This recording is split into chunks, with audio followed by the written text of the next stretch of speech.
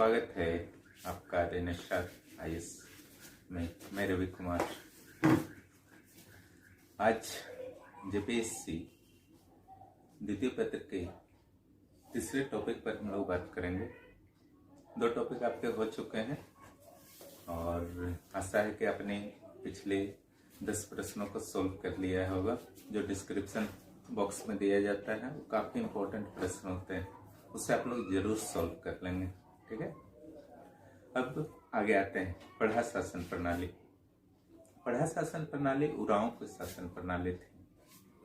तो यहाँ पर जो आपको समझना है, सबसे पहले खूंट समझना है। ठीक है, जो खूंटकटी होता था वो आप जानते हैं कि मुंडा शासन प्रणाली में शब्द आया था। भुइहर जो था नागवंशी शासन प्रणाली में आया था। यहाँ एक और खूंट का नाम आएगा, पाहन खूंट। ठीक है, 2 खूंट हो गए, एक भुइहर खूंट और दूसरा पाहन खूंट। भुइहर खूंट में जो आपके आते हैं, एक तो महतो लोग आते हैं और दूसरा बैगा। ठीक है, और पाहन खूंट में पाहन आते हैं। ये मैं सबसे पहले इसलिए बता रहा हूं कि आगे चल के आपको कंफ्यूजन ना हो। अब आते हैं सीधे शासन प्रणाली पर। आज इसका नोट्स भी आपको वीडियो के अगले भाग में दे दिया जाएगा। ठीक है, जिससे आपका सारा का सारा कंफ्यूजन दूर हो जाएगा। कैसे लिखना है, कैसे याद करना है, हर कंफ्यूजन का समाधान आपका हो जाएगा। तो यहाँ पर 3 स्तर था, एक ग्राम स्तर, दूसरा पढ़ा स्तर, तीसरा पढ़ा दीवान स्तर। लेकिन जो आपको मेन स्टडी करना है वो है आपका ग्राम स्तर का। ठीक है, ग्राम स्तर में एक और आपका महतो थे तो दूसरी ओर ग्राम प्रधान। अब महतो और ग्राम प्रधान में क्या रिलेशन था, इस पर ध्यान दीजिए।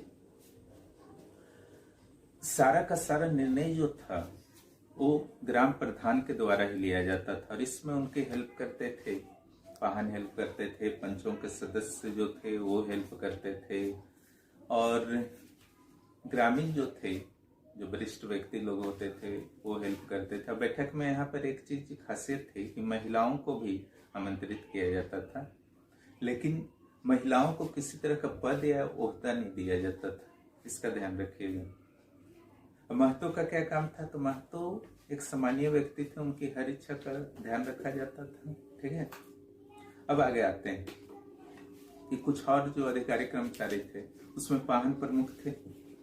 पाहन जो थे वो सामाजिक, सांस्कृतिक, धार्मिक इत्यादि कार्यों को संपन्न कराते थे और इस कार्य में उनका सहयोग करता था बैगा। ठीक है, बैगा जो सहयोग करने वाले थे वो भी शुरू में ही मैंने बताया कि वो जो थे आपका भुइहर खूंट के थे, पाहन खूंट के थे। तो ये धार्मिक क्षेत्र में भी दोनों खूंट के लोगों की भागीदारी हो गई। ठीक है, एक गुड़ायत नाम का अधिकारी का चर्चा भी आता है। चूंकि न्याय व्यवस्था भी तीनों स्तर पर ऐसे सोल्व किया जाता था, लेकिन शुरुआत होता था आपका ग्राम स्तर पर ही।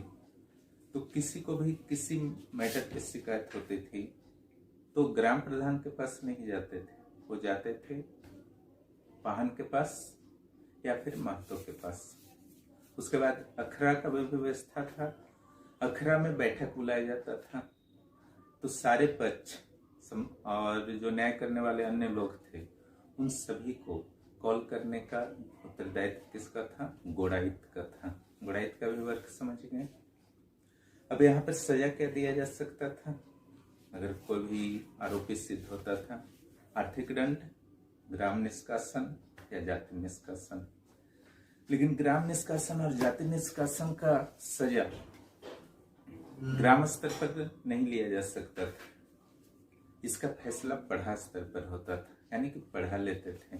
ठीक है, पढ़ा को और भी कई अधिकार थे। अगले स्तर पर हम चलते हैं। उन अधिकारों में आप कर सकते हैं कि जो मनोरंजन के संबंध में डिसीजन, शिकार करने के संबंध में डिसीजन, या फिर किसी महिला पर अगर डायन होने का आरोप लगता हो तो डायन है या नहीं, और अगर डायन का आरोप सिद्ध हो जाता है तो उसे क्या सजा दिया जाएगा, इसका भी डिसीजन पढ़ा स्तर पर ही लिया जाता था। लेकिन किसी कारण बस पढ़ा स्तर पर डिसीजन नहीं हो पाया, तब फिर जाता था पढ़ा दीवान स्तर पर। इस ढंग से इनकी शासन व्यवस्था चलती रही। उसके बाद आज भी इसका प्रभाव हम देख सकते हैं, जो कि 4 भागों में आज भी वहाँ के गांव देखे जाते हैं, जैसे पढ़ा गांव हो गए, दीवान गांव हो गए। तो इस ढंग से आपके 4 स्तर पर ग्राम थे। और आजकल तो आपका पंचायती राज कानून लागू होने के बाद पंचायती राज व्यवस्था भी लागू हो गई है और परंपरागत राज व्यवस्था दोनों चली आ रही है, ठीक है। और महिलाओं को आरक्षण भी दे दिया गया है।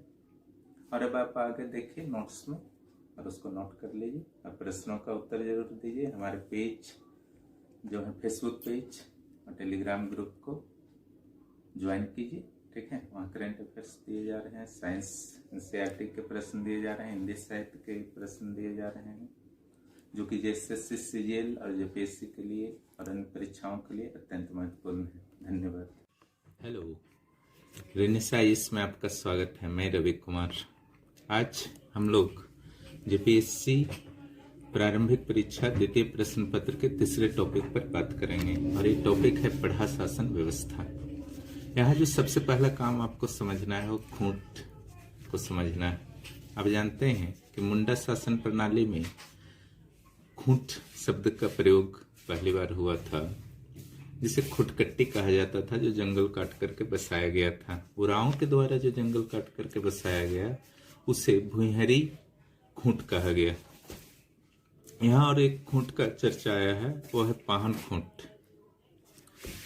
यह वास्तव में पाहनों के द्वारा बसाया गया था। पाहन पुजारी होते थे। भुइहरी खूंट में महतों के साथ साथ बैगा को भी शामिल किया जाता था। ये स्पष्ट था कि ये लोग जंगल काटकर बसे थे। पढ़ा शासन व्यवस्था में आपको 3 स्तर के शासन व्यवस्था की बात करनी है। ग्राम स्तर, पढ़ा दीवान, जिसमें ये सबसे महत्वपूर्ण था। ग्राम स्तर पर 2 तरह के अधिकारी होते थे, एक ग्राम प्रधान, दूसरा महतो। ग्राम प्रधान के सहयोग के लिए पंचों के सदस्य, गांव के वरिष्ठ व्यक्ति, पाहन इत्यादि होते थे। साथ ही ग्राम सभा के जो बैठक होते थे उसमें पुरुषों के साथ महिलाओं को भी शामिल किया जाता था। अब आप सोच रहे होंगे कि आखिर महतो का क्या काम था। तो महतो का एक बहुत ही सम्मानित स्थिति था, क्योंकि वो भुइहरी खूंट से संबंध रखते थे। प्रत्येक प्रकार के निर्णय में इनकी सहायता ली जाती थी और इनकी इच्छा को सम्मान दिया जाता था। हालांकि अंतिम निर्णय ग्राम प्रधान के द्वारा ही लिया जाता था। आगे आप देखिए, ग्राम स्तर पर ही पाहन नाम का जो पुजारी होता था वो पाहन खूंट का था। वो सामाजिक, धार्मिक, सांस्कृतिक प्रत्येक प्रकार के कार्यों के लिए उत्तरदायी था। साथ ही ग्राम सभा में भी इसकी भूमिका महत्वपूर्ण रहती थी।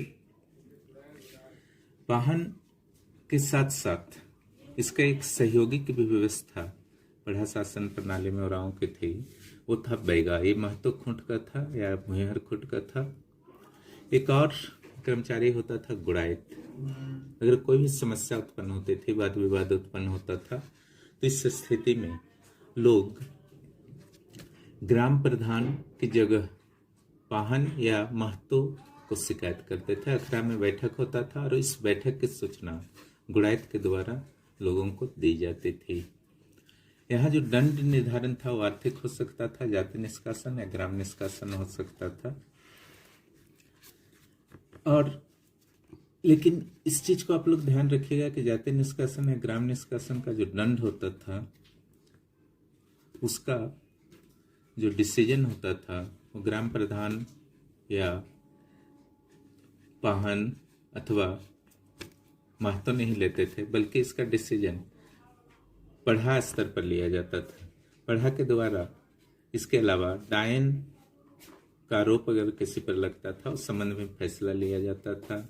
इसके अलावा सार्वजनिक उत्सव हो, बड़े बड़े उत्सव जो होते थे वो हो, या शिकार पर जाने का फैसला हो, ये सब फैसला लिया जाता था। अगर पढ़ा स्तर पर भी डिसीजन नहीं हो पाता था तो इस सीधे पढ़ा दीवान स्तर पर चला जाता था।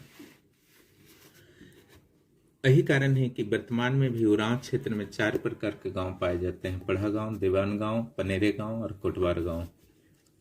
और वर्तमान जो स्थिति है, पंचायती राज कानून लागू होने के बाद, परंपरागत शासन प्रणाली के बाद पंचायती शासन प्रणाली भी दोनों सह अस्तित्व में है और महिलाओं को भी आरक्षण दिया गया है।